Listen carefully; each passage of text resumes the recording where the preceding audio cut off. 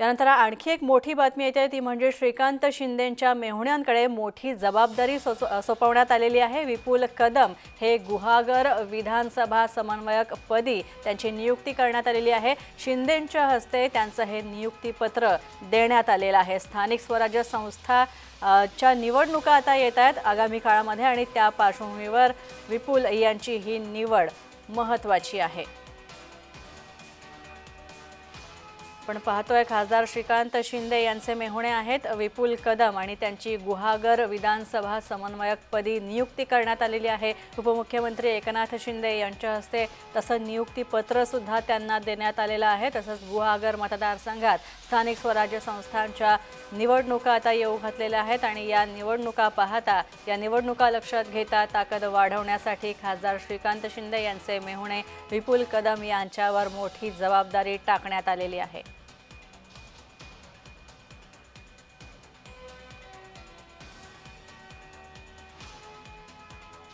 आपण पाहतोय विपुल कदम यांची नियुक्ती करण्यात आलेली आहे आणि श्रीकांत शिंदे यांचे मेहुणे आहेत विपुल कदम। गुहागर विधानसभा समन्वयकपदी त्यांची नियुक्ती करण्यात आलेली आहे। तर आगामी स्थानिक स्वराज्य संस्थांच्या निवडणुका येऊ घातल्यात त्या पार्श्वभूमीवर ही नियुक्ती महत्त्वाची आहे।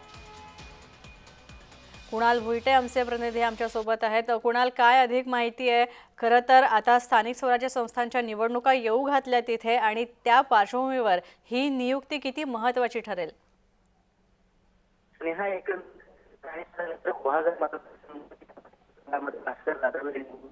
तर याच ठिकाणी शिवसेनेचे श्रीकांत यांना नियुक्ती जी आहे तर समन्वयक म्हणून त्यांना आहे। उपमुख्यमंत्री एकनाथ शिंदे नियुक्ती केलेली आहे, त्यामुळे आगामी संसदेच्या निवडणुका। धन्यवाद कुणाल।